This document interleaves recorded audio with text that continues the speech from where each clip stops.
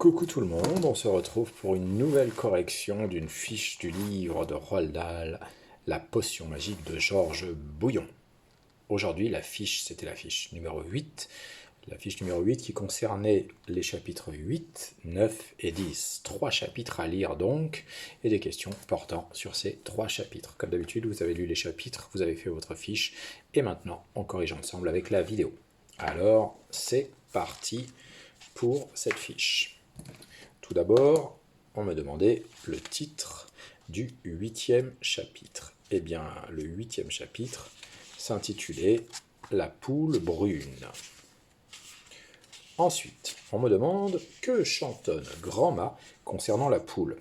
Recopie le passage du texte, page 66. Alors là, on vous aidait, on vous disait page 66. Donc il suffisait de prendre son livre, d'aller à la page 66 et de chercher.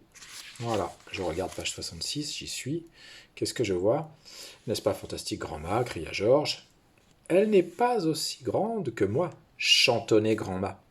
Par rapport à moi, la poule est poulette. Moi, je suis la plus grande. Donc, ce qu'il fallait inscrire, c'était « Elle n'est pas aussi grande que moi ».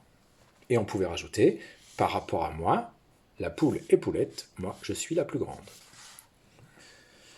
Troisième question. Quel est le titre du 9e chapitre? Bon, eh bien, il est indiqué ici le cochon, les bœufs, les moutons, le poney et la chèvre. D'où revient la mère de Georges? La mère de Georges, elle revient du village. C'est indiqué ici. Comment s'appelle le père de Georges? Page 69. On me dit, tout en haut de la page, il s'appelait le père Gros Bouillon. Complète le portrait du père de Georges avec les groupes de mots qui le décrivent, page 69. On avait d'un côté du tableau le portrait physique et de l'autre le portrait moral. Alors on va commencer par le portrait physique. Ce qu'on pouvait indiquer, le portrait physique. On pouvait dire que Monsieur Bouillon était un petit homme, donc on pouvait écrire petit homme, avec une grosse tête, donc on pouvait écrire grosse tête, et des jambes arquées, donc on pouvait ajouter jambes arquées. Je vérifie, moi j'ai bien marqué petit homme, grosse tête, jambes arquées. Ensuite, pour le portrait moral, qu'est-ce qu'on nous disait?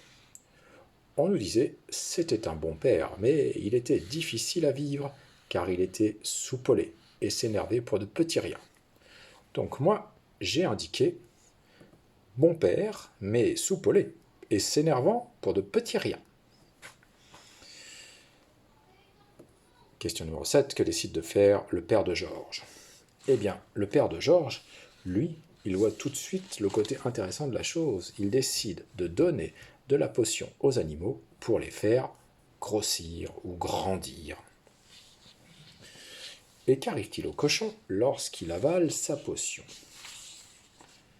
Le cochon crache de la fumée, se met à cabrioler, puis grandit.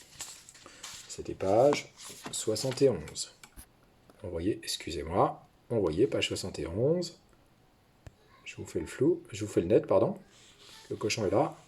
Ils allèrent d'abord à la porcherie. Georges donna une cuillerée au cochon. Le groin du cochon cracha de la fumée. Il se mit à cabrioler, puis à grandir. Il crache de la fumée, il cabriole, il grandit.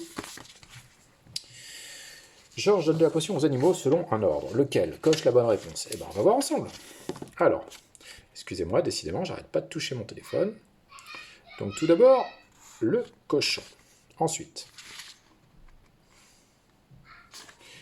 on nous dit qu'il se dirige vers l'enclos des bœufs. Puis, c'est le tour des moutons,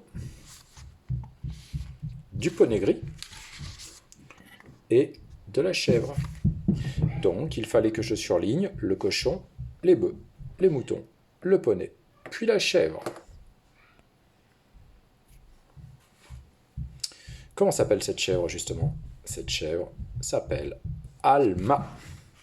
On la voit ici, la chèvre, elle s'appelle, pardon, j'allais dire elle s'intitule, mais non, elle s'appelle Alma, la chèvre.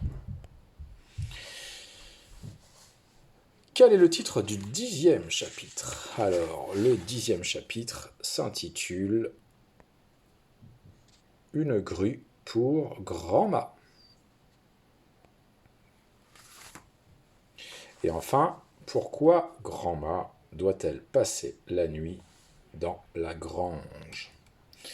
Eh bien, elle doit passer la nuit dans la grange car elle est trop grande pour rentrer dans sa chambre. Elle ne peut plus passer par la porte. Voilà pour cette fiche numéro 8. Je pense que vous avez tous bien fait votre travail, en tout cas je l'espère. Je vous encourage à continuer ainsi. La fiche, elle était pour vendredi, donc normalement ce soir, quand vous allez regarder la vidéo, c'est les vacances. Ben écoutez, j'espère que tout le monde va bien. Je vous embrasse et je vous dis à très bientôt. Allez, ciao!